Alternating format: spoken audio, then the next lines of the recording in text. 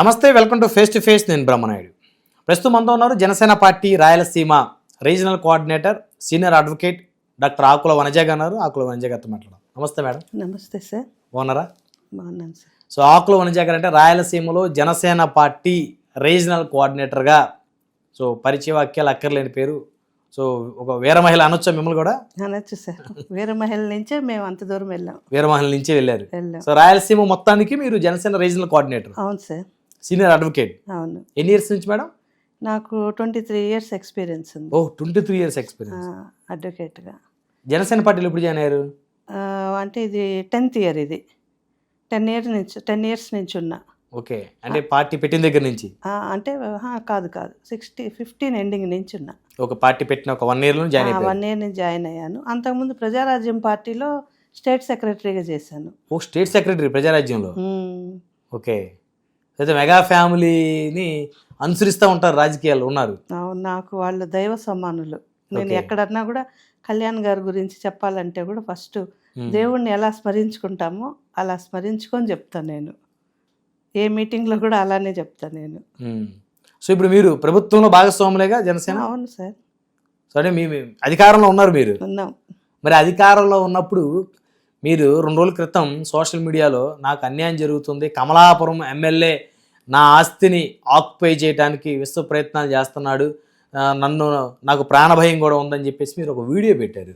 అసలు మీరు senior advocate, 20 సంవత్సరాలు లాయర్గా ఎక్స్పీరియన్స్ ఉన్నటువంటి వ్యక్తి మీరు. అదేవిధంగా జనసేన పార్టీ రీజనల్ కోఆర్డినేటరు, 10 సంవత్సరాల నుంచి పార్టీలో ఉన్నారు. అంటే ఏం జరుగుతుంది మేడం? అంటే మీకు న్యాయం జరగట్లేదా? మీరే న్యాయం కోసం పోరాడుతుంటే బేసిక్గా న్యాయం కోసం ఎవరైతే ఎదురు చూస్తున్న వాళ్ళకి మీరు అడ్వకేట్గా మీరు సపోర్ట్గా ఉండాలి, మీరు న్యాయం అడుగుతున్నారేంటి? అంటే ఇందులో మీకు తెలిసిందే, రాయలసీమలో భూ కబ్జాలు ఎంత దారుణంగా ఉంటాయి. ఆ భూ కబ్జాలు చేసే మనుషుల యొక్క దారుణాలు ఇంకా ఘోరంగా ఉంటాయి. ఎందుకంటే వాళ్ళు దేనికైనా వెనకాడరు. వాళ్ళకి కావాల్సింది వాళ్ళకి ఇచ్చేసేయాలి అంతే. అది చాలామంది, అంటే ఇప్పుడు ఈరోజు నేను బయట వచ్చి చెప్పుకోగలుగుతున్నా. ఇది కూడా నేనేదో మీడియాలో ఎక్స్పోజ్ అవ్వాలన్నా ఇంకోటి అని కాదు. నేను అలా అవ్వాలనుకుంటే ఇంతదాకా మీరు నమ్మరు. నేను పార్టీలో ఉంటే కూడా మీడియా దీనికి వెళ్ళను. నేను గ్రౌండ్ వర్క్నే ఇష్టపడతా. ఎందుకంటే కళ్యాణ్ గారు గ్రౌండ్ వర్క్నే ఎక్కువ చేయమంటారు. అందుకని నేను అలా కూడా ఎక్స్పోజ్ అవ్వను. నేను అసలు నేను నా పని నేను చేసుకొని వెళ్తూ ఉంటాను. ఓవర్ యాక్టివిటీస్ నేను ఎప్పుడు చేయలే ఇప్పుడు దాకా. నాకు ఒక సమస్య వచ్చింది. ఆ సమస్య పైన 10 ఏళ్ళు నేనే పోరాడుకున్నా. ఓకే, 10 సంవత్సరాలు ఆ వ్యక్తులతో చాలా భయంకరమైన పోరాటం. వేరే స్త్రీ అయితే ఈ వరకు ఏమో అయిపోయిండేది. కానీ నేను తట్టుకొని నిలబడి ఎంత పోరాటం అంటే అసలు నేను స్టోరీ మొత్తం చెప్తే మీకు యాడ్ నుంచి వచ్చింది ఇంత సహనం అని అంటారు. అలా పోరాడాను నేను. అడ్వకేట్ కాకముందు నేను ఒక మహిళని, ఒక తల్లిని.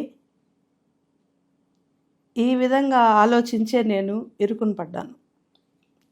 మహిళలంటే ఎంత చిన్న చూపు అంటే వాళ్ళు బలహీనులు. మహిళలంటేనే చాలామంది వ్యక్తుల మైండ్లో బలహీనత అనేది ఉంటుంది కదా. అవును. ఏదో ఒక పాయింట్లో అంటే ఫ్యామిలీలో డిస్టర్బెన్సెస్ ఉన్నా ఇంకేదన్నా ఉంటే కూడా అలాంటి వాళ్ళని టార్గెట్ చేసి మరీ హింసించే ఇది రాయలసీమలో చాలా ఎక్కువ. ఇంకా ఉందా మేడం? అయ్యో ఘోరంగా ఉంది సార్. ఇంకా పరిస్థితులు గవర్నమెంట్ మారింది కదా, మన గవర్నమెంట్ కదా, ఇంకేముంటుందిలే అనుకున్నా నేను. కానీ ఇంకా దారుణంగానే ఉంది. మన మధ్య పవన్ కళ్యాణ్ గారు కూడా రాయలసీమ భూ కబ్జాల గురించి మాట్లాడారు. మీ ఇష్యూనా ఏంటది? నా ఇష్యూ అయితే కాదనుకుంటా. ఓకే, అంటే నాకు ఐడియా లేదు ఏ ఇష్యూ అని. మీ ఇష్యూ ఆయన నోటీస్లో ఉంది. అంటే ఆయన దాకా వెళ్ళిందో లేదో నాకు తెలీదు. నేనైతే పొలిటికల్ లీగల్ డెస్క్ అని మాకు ఉంటుంది. అంటే ఏదైనా నాయకులకి ఏదైనా ప్రాబ్లమ్స్ వచ్చినప్పుడు కళ్యాణ్ గారి దృష్టికి తీసుకెళ్ళటానికి ఆ కమిటీకి మేము సబ్మిట్ చేస్తాం మా ఫైలు. ఆ కమిటీ ద్వారా కళ్యాణ్ గారి దగ్గరికి వెళ్తుంది. నాకు doubt madam, legal cell legal desk 2 సపరేటా? అంతే కదా. లీగల్ సెల్ అంటే సాధారణ కార్యకర్తలకి ఏదైనా ఇబ్బంది వచ్చినప్పుడు వాళ్ళు వాళ్ళ పాత్ర గ్రౌండ్ లో దిగి వాళ్ళు అడ్వకేట్లు వాళ్ళకి ఇష్యూ క్లియర్ చేస్తారు. లీగల్ డెస్క్ అంటే ఏకంగా ఇక మీలాగా యాక్టివ్గా ఉండే లీడర్స్ పార్టీ పదవుల్లో ఉండే వారికి ఇబ్బంది వచ్చినప్పుడు రెస్పాండ్ అయ్యేది లీగల్ డెస్క్. ఇది పార్టీకి అటాచ్ అయి ఉంటుంది. అటాచ్ అయి ఉంటుంది. ఆ కమిటీ ద్వారా నేను పంపించాను. కానీ సార్కి ఇంకా చేరిందో లేదో నాకైతే తెలీదు. నేను చాలా పెద్ద ప్రాబ్లంలో ఇరుక్కొని లాస్ట్కి చావు బతుకుల సమస్య దాకా వచ్చింది. అయ్యో, అందులో నా బిడ్డ భవిష్యత్తు వేరే ఉంది. కాబట్టి నేను ఈరోజు ఇంకా వేరే ఆప్షన్ లేక, సహాయం చేసేవాళ్ళు లేక, అందరి సహాయం కోసం అర్జించి ఎవరు పట్టించుకోక లాస్ట్కి నాకు ఇంకా లేదు, ప్రపంచానికి నాకేం జరిగిందో చెప్పాలి, నేను ఎలా ఎదుర్కొంటున్నానో, ఎటువంటి వ్యక్తుల్ని ఎదుర్కొంటున్నానో నేను అనేది ప్రపంచానికి తెలియాలి అనే ఒకే ఒక కాన్సెప్ట్తో నా బిడ్డ భవిష్యత్తు కోసం నేను ఒక వీడియో చేయటం జరిగింది. కదా మేడం, మీరు ఆ వీడియోలో అది జనసేనలో విపరీతంగా విస్తృతంగా స్ప్రెడ్ అయింది. అందులో ఈ రాయలసీమకి సంబంధించి ఇటీవల వారం రోజుల క్రితం శ్రీకాళహస్తి ఒక ఎపిసోడ్ మీకు ఐడియా ఉండేవాడు. సో ఆ తర్వాత ఇంకొన్ని ఎపిసోడ్లు, ఇప్పుడు మీరు ఒక ఎమ్మెల్యే వల్ల ఇబ్బంది పడటం అనేది బయటకు వచ్చిన తర్వాత, అంటే అసలు ఏం జరుగుతుంది పార్టీలో? అంటే పార్టీలో యాక్టివ్గా ఉన్న లీడర్స్కే సమస్యలు వస్తే ఇంకా క్యాడర్ పరిస్థితి ఏంటి అనేది. రైల్వే కోడూరు ల్యాండ్ కూడా రైల్వే కోడూరు మీ సినిమా థియేటర్. అవును.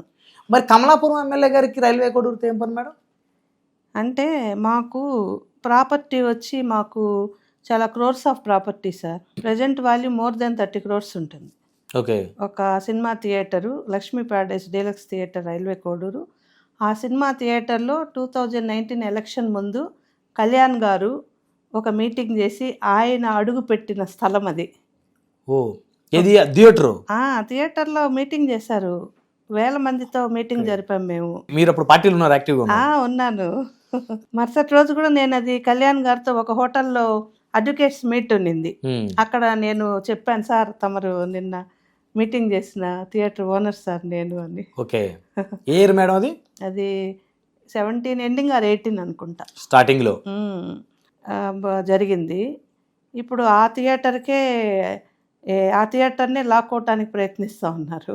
సో పవన్ కళ్యాణ్ గారు ఆ థియేటర్లో మీటింగ్ కండక్ట్ చేశారు. సో అంటే ఎంత ల్యాండ్ ఉంటుంది madam? 1 acre 50 cents, 1.5 acre. 1.5 acre 1.5 acre theatre అంటే చిన్న విషయం కాదు అసలు, ఇప్పుడు ఈ రోజులో లేవు. ఓకే, అంత పెద్ద థియేటర్ మేడం? అవును. అప్పట్లోనే రాయలసీమ ప్రెస్టీజియస్ థియేటర్ అది. అప్పట్లోనే 3 ప్రొజెక్టర్స్ ఎక్విప్డ్ థియేటర్ అది. లేడీ ఎగ్జిబిటర్ కలిగిన theatre. Rayalaseema only lady exhibitor నేను. ఓకే. సో ఎలాగో ఇది చేసుకుంటూ వచ్చాను. కానీ దానిపైన చాలామంది వివిధ పార్టీల వాళ్ళ కళ్ళు పడ్డాయి. సో పెద్ద ప్రాపర్టీ. దాంతోపాటు మాకు పక్కనే ఒక మ్యాంగో గార్డెన్ ప్లస్ ఇది ఉందన్నమాట, పెట్రోల్ బంకు. ఇది ఆ 1.5 acre ల్యాండ్లో? లేదు, ఇంకొంచెం ముందుకెళ్తే. ఓకే. అంటే ఒక 1 kilometer దూరంలో. అది కూడా మెయిన్ రోడ్డుకే ఉంటుంది. అది చాలా వాల్యుబుల్. అది 2 acres 75 cents. అదైతే మరి హాట్ కేక్ 15 crores ఈజీగా చేస్తుంది అది. ఈ ల్యాండ్స్ పైన నేను లేడీ ఎగ్జిబిటర్ని, మహిళ అనే దీంతో చాలామంది దాన్ని కబ్జా చేయటానికి ప్రయత్నించారు. ఓకే. ఎలాగోలాగా అడ్డుకున్నా నేను. అడ్డుకొని ఎలాగో ఎడదాకా లాక్కొని వచ్చిన. ఇప్పుడు ప్రజెంట్ గవర్నమెంట్ ఉంది కాబట్టి నేనేమో పొత్తు ధర్మాన్ని పాటించాను. అవును. కానీ అవతల వాళ్ళు పాటించలా. సో వాళ్ళకి లేదుగా, బేసిక్గా తెలుగుదేశం ఇప్పుడు ఎక్కడ పాటించలేదుగా. అందుకని నా పైనే మా థియేటర్ పైకే దౌర్జన్యానికి దిగారు. దాన్ని నేను ఏ విధంగానూ ఎవరి దగ్గరికి వెళ్ళి చెప్పినా కానీ పట్టించుకోవట్లా. ఎందుకంటే అధికార పార్టీ మేము కూడా ఉన్నాం కదండి భాగస్వామ్యం. అని ఇప్పుడు ఇక్కడ అదే మేడం సమస్య ఏమొస్తుందంటే, అదే గనక మీ ప్రాపర్టీ కబ్జా చేయడానికి ప్రయత్నించే వైఎస్ఆర్సీపీ వాళ్ళు అనుకోండి, సో మీ పని ఈజీగా అయిపోయేది ప్రభుత్వంలో. ఇప్పుడు ఏం జరుగుతుంది, తెలుగుదేశం చెందినటువంటి ఒక ఎమ్మెల్యేనే మిమ్మల్ని ఇబ్బంది పెడుతున్న క్రమంలో ఇక టీడీపీ ఎమ్మెల్యే మీద మాట్లాడే ధైర్యం ఎవరు చేయగలుగుతారు? ఒక పవన్ కళ్యాణ్ గారు మాత్రమే చేయగలుగుతారు. జనసేన పార్టీలో ఎమ్మెల్యేలు కూడా ఈరోజు చేసే పరిస్థితి లేదు, ఓపెన్గా చెప్పాలి అంటే. మరి అంటే మీ ఇష్యూ కూడా దీనికి రిలేటెడ్గానే ఉంది. నేను ఇప్పుడు ఆయన ఎమ్మెల్యే అనే కాన్సెప్ట్తో నేను రాలా, తెలుగుదేశం అనే కాన్సెప్ట్తో నేను రాలా. నేను ఒకటే, మేము వాళ్ళతో 2016లో ఆస్తి అంతా మా అబ్బాయి పేరుతో ఉంది సార్. మా అబ్బాయి అప్పటికి మైనరు, 17 ఇయర్స్ ఉన్నాయి. ఉమ్, మా పూర్వీకుల ద్వారా అబ్బాయికి రిజిస్టర్ వీల్నామా ద్వారా సంక్రమించిన ఆస్తి. ఉమ్, ఇంకా హౌసెస్, ఇవి కాకుండా హౌసెస్, ల్యాండెడ్ ప్రాపర్టీస్ ఉన్నాయి. అప్పట్లో మా పూర్వీకులు అప్పట్లో మా ఫ్యామిలీ నెంబర్ 1 ఫ్యామిలీ అక్కడ, జమీందారి కుటుంబం. జమీందారీ కుటుంబం. ఇప్పటికి కూడా ఇది అందరూ చెప్తారు వాళ్ళు అలా బతికారు అని. అంత పెద్ద మంచి ఫ్యామిలీ మాది. కానీ మాకు పూర్వీకులతోనే ఒక డిస్ప్యూట్ ఉండేది. అంటే లోకల్గా వాళ్ళ దగ్గర అన్నదమ్ములు ఇద్దరు గొడవ పడి, అంటే మా మామగారు, మా హస్బెండ్ వాళ్ళ ఫాదరు, వాళ్ళ బ్రదరు గొడవ పడి దాన్ని డివైడ్ చేసుకోదలిచే ఆస్తుల్ని తమ్ముడు నాకు క్యాష్గా ఇచ్చేయమన్నాడు. అన్న దాన్ని కొనుక్కోవాలని డబ్బు చాలకపోతే ఒక 6 lakhs, అప్పట్లో 6 lakhs వేరే అతని దగ్గర అప్పు చేశాడు. ఎవరు? మీ మామగారు? మా మామగారు. అప్పట్లో అడుమానపు రిజిస్ట్రేషన్స్ ఎక్కువ ఉండేది. ఏదో ఒక సైట్ ఏదో ఒకటి పెట్టి డబ్బు తెచ్చుకొని మళ్ళీ తీర్చేసి అది రిలీజ్ చేసుకునేవాళ్ళు. అలాగా ఏదో ఒక డిస్ప్యూట్ ఉన్నింది మా వాళ్ళకి. ఆ డిస్ప్యూట్ అంతంత, అంటే అది బిఫోర్ మై మ్యారేజ్, నాకు తెలీదు అది. దాంట్లో నా ఇన్వాల్వ్మెంట్ కూడా లేదు. అంటే నాకు తెలీదు. తరువాత నేను పెళ్లి చేసుకున్నాక ఈ విషయాలన్నీ నాకు తెలిసినాయి. అప్పుడు నేను పోరాడాను వాళ్ళ పైన. అప్పుడు మీరు అడ్వకేట్? అప్పటికి నేను అడ్వకేట్. నేను పోరాడాను. మీరు ఇచ్చింది అప్పే కదా, ఆస్తి అడగకూడదు, మీకు ఏదో ఒక రకంగా సెటిల్ చేస్తాం మేము అని నేను కోర్టుకి ఎక్కా. వాళ్ళ తరఫున కోర్టుకి ఎక్కి, తర్వాత మా అబ్బాయికి వాళ్ళ ముత్తవ్వ ద్వారా ఆస్తి సంక్రమించింది కాబట్టి టోటల్ ప్రాపర్టీకి మా అబ్బాయే వారసుడు, రైట్ఫుల్ పర్సన్. సో అందుకని నేను పోరాడి కొన్ని కేసులు గెలిచి కోర్టు ద్వారా ఆ ప్రాపర్టీని మళ్ళీ నేను పొజిషన్ తీసుకున్న ప్రాపర్టీ అది. అంటే లీగల్ పొజిషన్ తీసుకున్న ప్రాపర్టీ, రికార్డెడ్ ప్రాపర్టీ. ఓకే. ఆవిడిచ్చిన న్యాయస్థానాలు గెలిచారు మీరు? గెలిచి దాంట్లో కూడా ఏమొచ్చింది, మీరు ఎవరి దగ్గర అయితే అప్పు చేశారో వాళ్ళని అడగండి, ఇది గంధర్వ కృష్ణ మీకు అప్పు చేయలా, శేషమ్మ గారు మీకు అప్పు చేయలా మీతో, ఇది శేషమ్మ గారి ద్వారా గంధర్వ కృష్ణకు చెందింది అని క్లియర్ ఇది వచ్చింది. దాంట్లోనే మేము దానిపైన ఎగ్జిక్యూషన్ పిటిషన్ వేసుకొని అన్ని ప్రాపర్టీస్ని రిలీజ్ చేసుకున్నాం. తరువాత నేను మా అబ్బాయికి లీగల్ గార్డియన్ కాబట్టి, అప్పట్లో మైనర్ కాబట్టి, దానికి సంబంధించిన లైసెన్సులు అన్నీ నా పేరుతోనే ఉన్నాయి. నేను 2016లో పుత్తా నరసింహారెడ్డి గారు, ఎక్స్-ఎమ్మెల్సీ, అప్పట్లో నన్ను పిలిపించారు. ప్రెసిడెంట్ వాళ్ళ అబ్బాయి పుత్తా కృష్ణచేతన్ రెడ్డి గారు, ఎమ్మెల్యే, కమలాపురం. అప్పట్లో పిలిపించారు 2016లో. నాకు వాళ్ళు ఎవరో కూడా నాకు తెలియదు, పరిచయంలా, వేరే బ్రోకర్స్ ద్వారా పిలిపించారు. సరే వెళ్తే, అమ్మ అంతా మేము చూసాము, మీ పోరాట పట్టిమ అంతా, ఆడబిడ్డవి ఎంతకాలం కష్టపడతావు, ఈ ఏరియాస్ అంతా కూడా దౌర్జన్యాలు ఎక్కువ, మేమంతా సెటిల్ చేస్తాము అని చెప్పేసి నమ్మబలికారు. నేను మా అబ్బాయి భవిష్యత్తు ఆలోచించా. ఏమని, ఇదంతా మా అబ్బాయి పైన రుద్దకూడదు, ఇక్కడికి ఎవరి దోళ్ళ క్లియర్ చేసేద్దాము, మొత్తము సెటిల్మెంట్స్ చేసేసుకుంటే అందరూ హ్యాపీగా ఉండొచ్చు కదా అని నేను చాలా మంచిగా నీతిగా ఆలోచించా. ఆ నీతే ఈరోజు నన్ను చెడగొట్టింది. ఎందుకంటే అవినీతి పరులకు ఆ నీతి నచ్చల. తర్వాత వాళ్ళు మా అబ్బాయి మేజర్ అయ్యాక నేను చాలాసార్లు రిక్వెస్ట్ చేసిన, రిజిస్టర్ చేసుకోండి అని. అంటే వాళ్ళు బెదిరించడం మొదలుపెట్టారు. ఏమని, మాకు ఫటాన్ని రాపిచ్చి మీ అబ్బాయి దగ్గర ఫస్ట్ మేము వచ్చి కూర్చుంటే అన్నీ సెటిల్మెంట్స్ అవుతాయి, మళ్ళీ రిజిస్ట్రేషన్ చేసుకుందామని. ఇంకా వాళ్ళు వచ్చి కూర్చున్నాక ఏమవుతుంది మీకు తెలిసిందే. అంటే మీరు అగ్రిమెంట్ రాశారు, అన్రిజిస్టర్డ్ అగ్రిమెంట్. ఓకే. అది నేను లీగల్ గార్డియన్గా రాశా, మా అబ్బాయి రాయలా. ఓకే. కాబట్టి అది వాళ్ళు ఏదో పెద్ద రాపిచ్చేసుకున్నాం అంతా మందే అన్నట్టుగా ఒక రూమర్ని స్ప్రెడ్ చేసేస్తున్నారు. మాకు అమ్మేసింది. అమ్మటం అంటే ఏంటి, పూర్తిగా డబ్బులు ఇచ్చేసి, నా ఆస్తి మీకు రిజిస్టర్ చేయాలంటే మీరు పూర్తిగా డబ్బులు ఇచ్చేసి, మనం అగ్రిమెంట్ ఎందుకు చేసుకుంటాం, ఒక అండర్స్టాండింగ్ అది. మన మధ్య ఈరోజు ఇది కుదిరింది ఒప్పందము, ఈ ఒప్పందాన్ని మీరు ఫుల్ఫిల్ చేస్తే 100% మేము రిజిస్టర్ చేస్తాము అని. ఆయన ఫుల్ఫిల్ చేయలా. రాసుకున్నది ఒకటి, మాట్లాడింది ఒకటి, ఆయన ఇది చేయలా. అప్పుడు గవర్నమెంట్ కూడా లేదు. తర్వాత ఏమన్నారు, నేను ఒప్పుకోకుండా ఉండే తల్లికి మళ్ళీ సరే మన గవర్నమెంట్ రాని చేసుకుందామన్నారు. మన గవర్నమెంట్ వచ్చింది. నేను హ్యాపీగా ఫీల్ అయ్యాను. మేము కూడా భాగస్వాములం కదా, ఇంకా చాలా ఫ్రెండ్లీ నేచర్లో చేసుకుంటారు, అయిపోతుంది పనంతా, అందరికి సెటిల్ చేసేసి మనశ్శాంతిగా ఉండొచ్చు. ఇన్నేళ్ళ నా జీవితం పోయింది, ఇకనైనా నేను హ్యాపీగా ఉండొచ్చు అనుకున్నా. నేను అనుకుంటే ఆ సీన్ రివర్స్. ఏమనంటే వాళ్ళకి అడ్వాన్స్కే మాకు రిజిస్టర్ చేయాలా, లేదంటే నీ వల్ల ఏంది చేసుకో, మేము వచ్చి ఆక్యుపేషన్ చేసుకుంటాము, నీ వల్ల ఏమవుతుంది ఆడదానివి అనే హుకుం లాగా జారీ చేశారు. సరే, నేను అప్పటికీ కూడా ఏదైనా పార్టీ చూసి వాళ్ళు డబ్బులు ఇచ్చేద్దాము, ఎందుకు గొడవ అని చాలా చూశాను. చూస్తే వీళ్ళన్నిటిని చెడగొట్టేవాళ్ళు. ఏ పార్టీ అక్కడ దాకా వెళ్ళనిచ్చేవాళ్ళు కాదు, వాళ్ళని బెదిరించేవాళ్ళు. దాంతో ఏది కుదరలా. సరే, నేను సరేలే భగవంతుడు ఎట్ట పెడితే అట్లా అవుతుందని కొద్దిగా కామ్గా ఉంటే సడన్గా నాకు వేరే మా రిలేటివ్స్ ఫోన్ చేసి, అమ్మ థియేటర్ గోడలో అవన్నీ పగలు కొడుతుంటారు అని చెప్పి న్యూస్ వచ్చింది. ఎప్పుడు మేడం, ఎన్ని రోజుల క్రితం? ఒక 4-5 months అయి ఉండొచ్చు అని వచ్చింది. వస్తే నేను ఇమీడియట్గా పోలీస్ వాళ్ళకి కాంటాక్ట్ అయ్యి ఈ విధంగా ఉంది సార్ అని అంటే, సరే అక్కడ ఉండే వాళ్ళని ప్లస్ సీజ్ చేసి ఆ వెహికల్స్ని అన్నింటినీ సీజ్ చేశారు. కానీ పుత్తా నరసింహారెడ్డిని పైన కేసు పెట్టలా. ఎందుకంటే పుత్తా నరసింహారెడ్డి గారు నేను వాళ్ళ కొడుకు పేరుతో రాశా, ఆయన పేరుతో ఏం రాయలా. ఆయన ఎట్లా వస్తాడండి?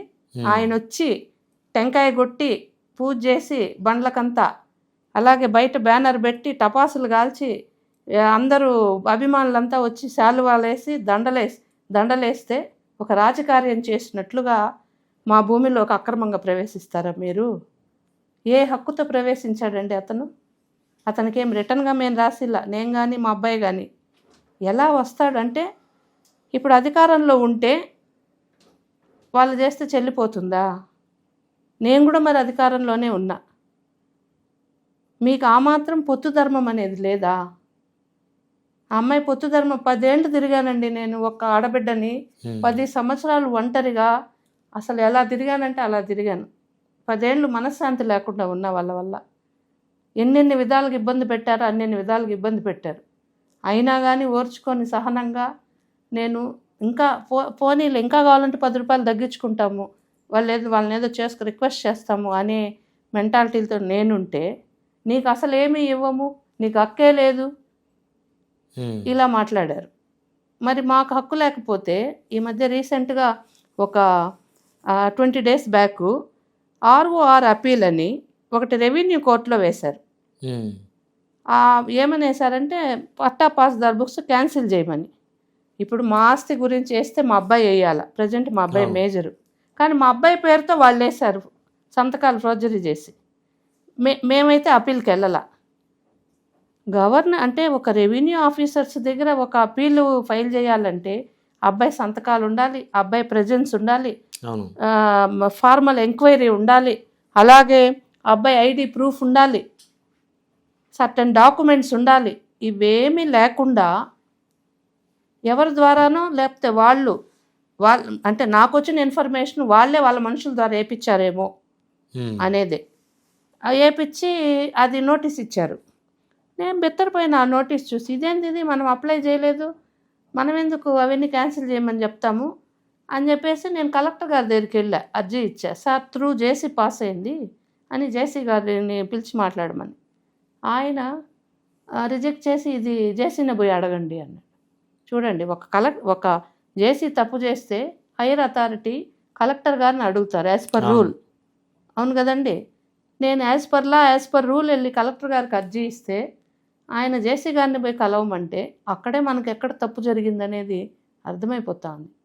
అంటే ఇక్కడ నేను బ్యూరోక్రాట్స్ని నేనేమి ఇది చేయట్లేదు, బ్లేమ్ చేయట్లేదు. ఎందుకంటే వాళ్ళు ఎంతో కష్టపడి అంతంత చదువులు చదువుకొని వచ్చారు. కానీ ఈ రాజకీయ ఒత్తిళ్ళకి తలొగ్గి చేయాల్సిన పరిస్థితి కూడా ఉండుండొచ్చు, నాకు తెలీదు. నేనైతే ఆఫీసర్స్ని బ్లేమ్ చేయను, ఎందుకంటే నేను హైలీ ఎడ్యుకేటెడ్ ఉమెన్ని, నాకు వాట్ ఈస్ వాట్ అనేది తెలుసు కాబట్టి.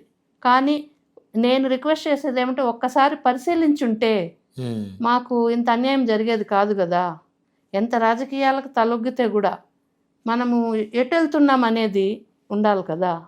కనీసం మనిషి వెళ్తే నేను ఒక సీనియర్ అడ్వకేట్ని, కనీసం నేను మనిషి వెళ్తే సమాధానం అన్నా చెప్పాలి కదండి ప్రాపర్గా. ఇవన్నీ చూసి బాధేసి నాకు ఎక్కడో అన్యాయం జరుగుతుంది, వీళ్ళు ఏదో చేస్తూ ఉండారు అనేది క్లియర్ కట్గా అర్థమైపోయింది. తరువాత మళ్ళీ 1 వీక్ బ్యాక్ ఒక విషయం తెలిసింది.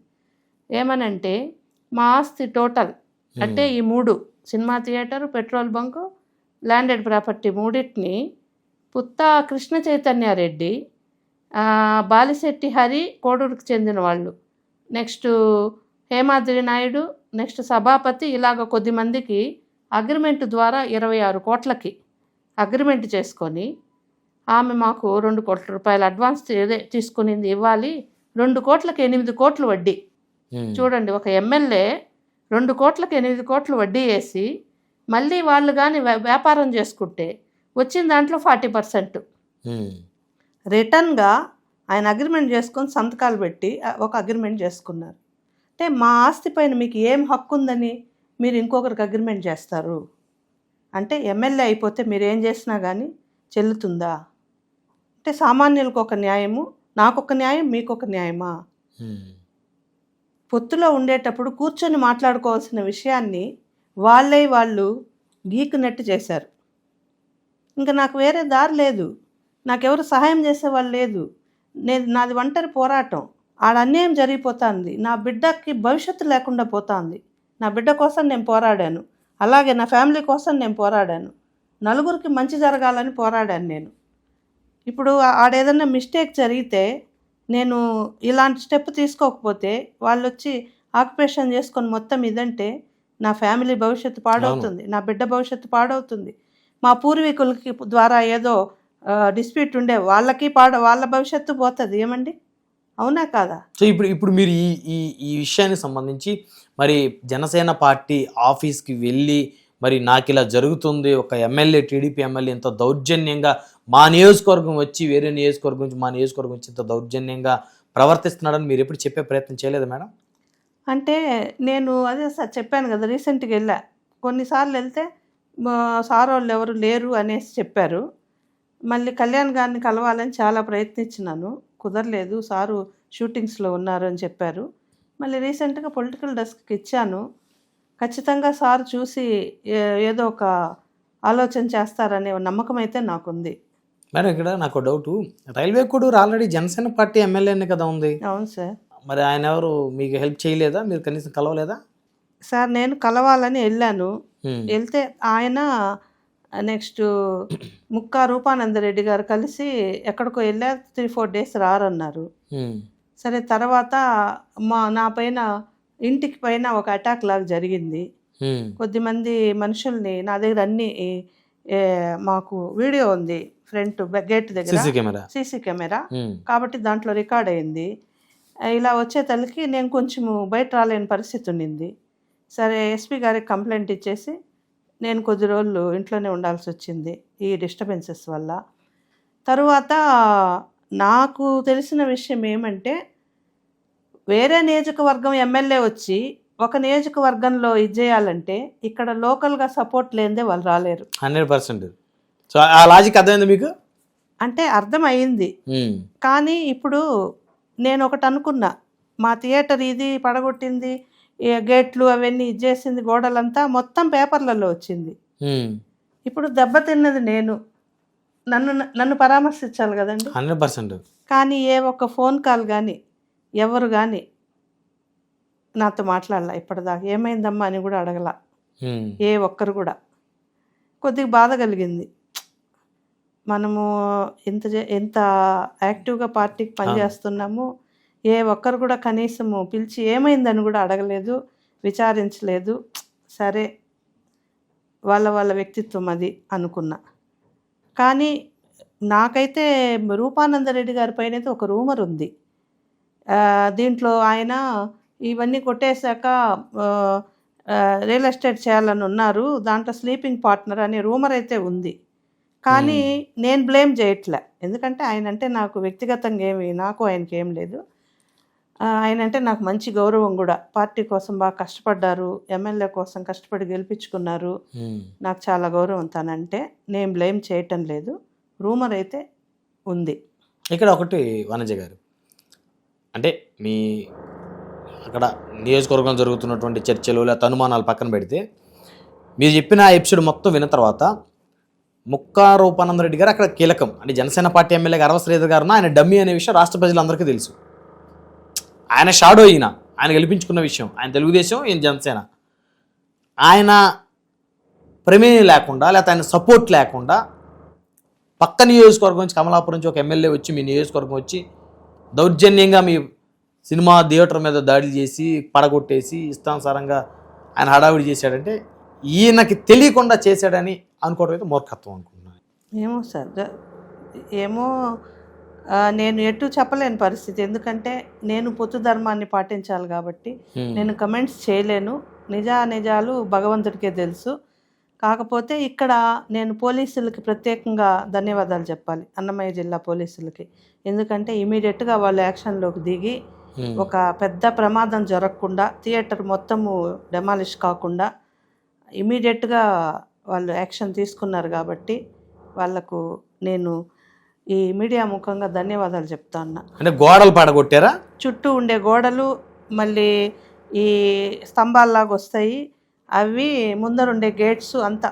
ఇంకా ఒక 1 hour అంటే మొత్తం అయిపోయిండేది. ఎందుకంటే ఒక 4-5 పెట్టేస్తున్నారు పెద్ద పెద్ద వెహికల్స్, హిటాచీస్ వాటిలో వస్తాయి చూడండి, డ్రౌజర్స్, బుల్డోజర్స్ అన్నీ పెట్టేశారు. ఇంకా ముందర కొన్ని షాప్స్ ఉంటే వాళ్ళకు కూడా చెప్పారంట, ఇది అయిపోగానే మేము కూడా అన్నీ లేపేస్తాము, ఇంకంతా ఇది రియల్ ఎస్టేటు, పుత్తా నరసింహారెడ్డి గారు దిగుతా అన్నారు, ఆయన దగ్గరుండి అంతా చేపిస్తానన్నాడు అని చెప్పేసి. ఆయనంటే ఒకప్పుడు చాలా గౌరవం ఉండింది.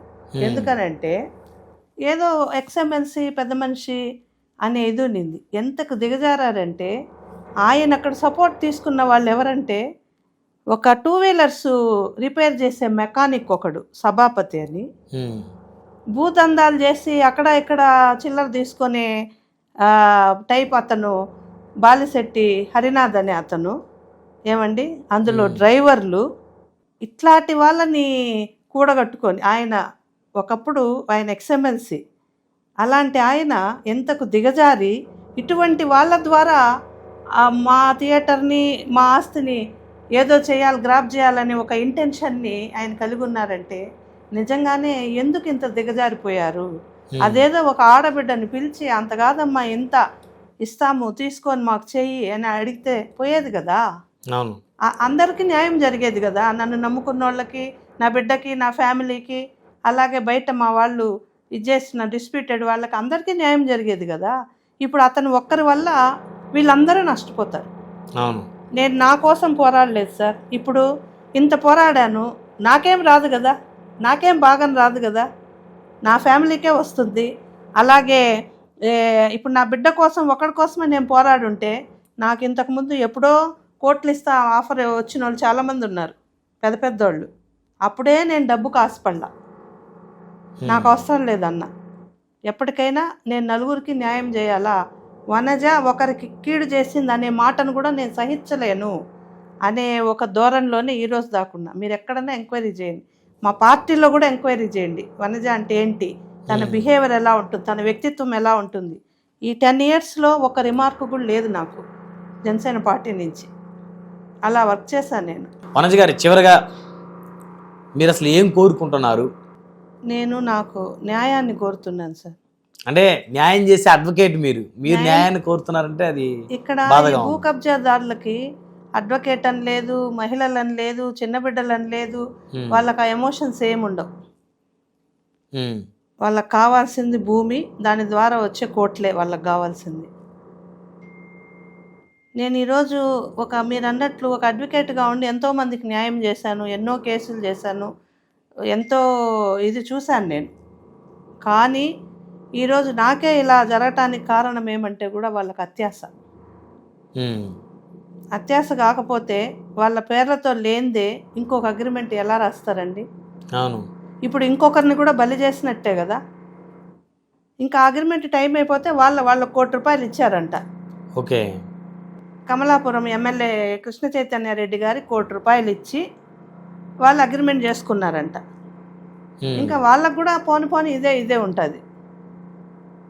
నేను ఒకటే కోరుతున్నాను సార్, అక్కడ చిల్లర రౌడీల ద్వారా వాళ్ళు నన్నేదో భయభ్రాంతులకు గురి చేసి తప్పుడు పత్రాలంతా సృష్టించి నా పైన ఒక నెగటివ్ దీన్ని సృష్టించి నా పైన కేసులు పెట్టి నన్ను భయభ్రాంతులకు గురి చేసి ఏదో భయపెట్టి రిజిస్ట్రేషన్స్ చేసుకోవాలా అనే ఒకటైతే నడుస్తుంది ప్రజెంట్. కానీ నేను ఇది పెద్దల దృష్టికి తీసుకెళ్లాలని ఎందుకు అనుకుంటున్నానంటే, రీసెంట్గానే మీరు అన్నట్లు కళ్యాణ్ గారు రాయలసీమ నుంచి జనవాణిలో ఎక్కువ అర్జీలు భూ తగాదాల నుంచే వస్తున్నాయి, నేను దృష్టి పెడుతున్నాను, జిల్లాకి 2 రోజులు అట్లా వచ్చి ఉండి ప్రత్యక్షంగా నేను ఆ సమస్యలపైన నేను స్టాండ్ తీసుకుంటానన్నారు. నేను కళ్యాణ్ గారిని 2 చేతులు జోడించి అడుగుతున్నా, సార్ ఇందులో ప్రధానంగా బాధితురాల్ని నేనే, ఫస్ట్ కేసు నాదే తీసుకోండి. ఎందుకనంటే ఇందులో నేను ఎటువంటి వ్యక్తుల్ని ఫేస్ చేశానంటే, వైసీపీ గవర్నమెంట్ ఉండేటప్పుడు వైసీపీ వ్యక్తులతో అసలు ఎంతెంత పెద్దవాళ్ళు దీంట్లో ఉన్నారంటే, నేను బయటకు చెప్తే నాకు ఏమి కీడు తలపెడతారో అనేది కూడా ఒకటి ఉంది. సో ఫైనల్గా న్యాయస్థానాల ద్వారానే సెటిల్ చేసుకుంటారు, కానీ దౌర్జన్యాలు చేసేటువంటి పుత్త నరసింహారెడ్డి లాంటి వ్యక్తుల్ని, వారి అరాచకాలని అడ్డుకోవాలని చెప్పేసి ఈ ప్రభుత్వాన్ని కోరుకుంటున్నారు. అవును, అంటే నేను ప్రభుత్వాన్ని ఒకటే కోరుకుంటున్నా, ఏమనంటే పార్టీలకు అతీతంగా ఆలోచించండి. మా పార్టీ మీ పార్టీ అనేది ఆలోచించకుండా చంద్రబాబు నాయుడు గారికి నేను నమస్కరించి విన్నవించుకుంటుంది ఏమంటే, పార్టీలకు అతీతంగా ఒక ఆడబిడ్డకు జరిగిన అన్యాయాన్ని ఆలోచించండి. నన్ను వీళ్ళ కబంధ హస్తాల నుంచి బయటేయండి. ఏం సార్, న్యాయం లేదా సార్? వాళ్ళ దగ్గర అడ్వాన్స్ తీసుకుంటే వాళ్ళే 10 ఏళ్ళు నేనున్న దానికి వాళ్ళే నాకు గుడ్ విల్ ఇవ్వాలా, నేను వెయిట్ చేసిన దానికి. 10 సంవత్సరాలు తిరిగా మీరు ఒకసారి ఆలోచించండి. వాళ్ళ దీనికి పోవాలంటే, ఒక ఫ్యాక్షన్ బ్యాక్గ్రౌండ్ ఉండే వాళ్ళ దీనికి పోవాలంటే 10 సంవత్సరాలుగా ఒక ఆడది సింగిల్గా తిరుగుతుందంటే ఎంత పెయిన్ నేను తీసుకుంటాను, ఎంత నేను లోపల చెప్పుకోలేని బాధని అనుభవించుంటాను. అది నాకు, నా మనసుకి, భగవంతుడికే తెలుసు. ఎవరికి చెప్పినా ఎందుకు నమ్ముతారు సార్? అడ్వకేటు చాలా యాక్టివ్, డైరింగ్, డాషింగ్ అంటారు. కానీ వీటన్నిటికంటే ముందు నేను ఒక ఆడబిడ్డని, ఒక తల్లిని, తల్లిగా నా బిడ్డ భవిష్యత్తు గురించి ఆలోచిస్తున్నా. నాకే ఈ పరిస్థితి ఉంటే రేపు నా బిడ్డ పరిస్థితి ఏంటి? అన్నీ సెటిల్ చేసేసేయాలి, మనకి వచ్చింది చాలు, ఇదే భగవంతుడు ఇచ్చాడు అనుకుందాము అని చెప్పేసి నేను చాలా నీతిగానే ఆలోచిస్తున్నాను సార్. మరి ఇంకా పెద్దవాళ్ళ నిర్ణయాన్ని బట్టి నాకు ఏం న్యాయం చేస్తారో. అలాగే నేను ఒకటే కోరుకుంటున్నా, ఈరోజు నేను బయట వచ్చి చెప్తున్నా, కానీ బయట చెప్పుకోలేని వాళ్ళు కోకొల్లలు ఉన్నారు రాయలసీమలో. పుత్తా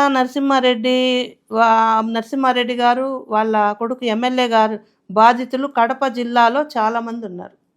కోర్టులలో ఇన్ని కేసులు ఉన్నాయి వాళ్ళవి. ఏమంటే ఇదే భూ తగాదాలు, భూ దందాలు. ఈరోజు నేను బయట వచ్చా, రాలేని పరిస్థితిలో ఉండేవాళ్ళు చాలా మంది ఉన్నారు. వస్తారేమో 1 by 1 మీరు వచ్చారు కాబట్టి పెరుక్కున్న వాళ్ళ దగ్గరికి వెళ్ళి పెరుక్కున్న సందర్భాలు కూడా ఉన్నాయి. భూములు ఇంత దౌర్జన్యానికి దిగటం అనేది నిజంగానే, అందులో ఎమ్మెల్యే అయినాక అసలు చేయకూడదు. ఒక ఎమ్మెల్యే అంటే మీరు జవాబుదారీతనంగా ఉండాలి. మీరే దాన్ని కాలరాసి ఇంకొక నా కొడుకు హక్కుని ఉల్లంఘించి మా ఆస్తిని రాసే హక్కు ఎమ్మెల్యే కృష్ణ చైతన్య రెడ్డి గారికి ఎవరిచ్చారు? అది చీటింగ్ కాదా సార్? 8 crores రూపీస్ వడ్డీ వేస్తే అది కాల్ మనీ కేసు కాదా? మరి సామాన్యుల పైన అయితే కేసులు పెడతారా? ఆయన పైన పెట్టరా కేసు? ఎమ్మెల్యే అయితే ఏ తప్పు చేసినా జరిగిపోతుందా? నాకు వీటికి సమాధానం కావాలి. ఎలా వస్తారు మా ఆస్తి జోలికి? మీరు అడ్వాన్స్ ఇస్తే తిరిగి తీసుకోండి. చర్చల ద్వారా మనం ఒకే దీంట్లో ఉన్నాం కాబట్టి చర్చల ద్వారా చేసుంటే ఇది చాలా సామరస్యంగా పోయిండేది.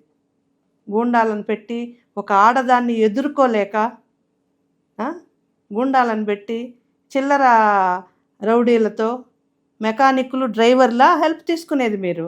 సో ఫైనల్గా మీకు ఈ ఎపిసోడ్కి సంబంధించి మీ అధినేత పవన్ కళ్యాణ్ గారిని కలిస్తే మీకు ఒక కంక్లూజన్ వచ్చేటువంటి అవకాశం ఉంది, లేదా ముఖ్యమంత్రి గారిని చంద్రబాబు గారిని కలిస్తే ఈ కంక్లూజన్ వచ్చే అవకాశం ఉందేమో మరి వనజ గారు? నేను నిజంగానే సార్ చాలా కన్నీళ్లతో అర్జిస్తున్నా. నేను 25 సంవత్సరాల నా పోరాటానికి ఈరోజు విలువ లేకుండా చేస్తున్నారు వీళ్ళు. ఎందుకనంటే అది నా ఒక్క ఇదే కాదు, దానిపైన నా ఫ్యామిలీ భవిష్యత్తు ఉంది, నా బిడ్డ భవిష్యత్తు ఉంది. ఈరోజు ఏదో జరుగుతుంది ఏదో ఒక మహిళకు అనుకోకుండా అమ్మాయికి ఏం జరిగింది, ఆ అమ్మాయి ఎందుకు ఈరోజు ఈ స్టాండ్ తీసుకునింది, ఎవరు కూడా ప్రచారం చేసుకోవాలనుకోరండి వాళ్ళ వ్యక్తిగత విషయాన్ని. ఇన్ని రోజులు నేను ఎక్కడ పక్కన వాళ్ళకు కూడా చెప్పను. నేను అంత నిగూఢంగా ఉన్నదాన్ని నేను ఈరోజు బయటకు వచ్చి చెప్పాల్సిన పరిస్థితి వచ్చిందంటే మాకు మా ప్రాణాలకు కూడా ముప్పు ఉంది. ఈ విషయాలంతా జరిగాయి కాబట్టి మమ్మల్ని కూడా ఏం చేస్తారో, నాకు నా ఫ్యామిలీకి నా బిడ్డకి మాకు రక్షణ కావాలి. వాళ్ళ కబంధ హస్తాల నుంచి మమ్మల్ని విడిపించండి, ఒక మంచి నిర్ణయాన్ని తీసుకుంటారని సీఎం గారు అలాగే డిప్యూటీ సీఎం గారు ఆశిస్తూ నేను శిరస్సు వంచి నమస్కరిస్తూ, నన్ను ఒక చెల్లిగానో ఒక అక్కగానో ఒక బిడ్డగానో మీ ఇంట్లో మెంబర్గా ఆలోచించి నాకు తగు న్యాయం చేయమని కోరుకుంటూ సెలవు తీసుకుంటున్నాను. ధన్యవాదాలు వనజ గారు. Thank you so much sir.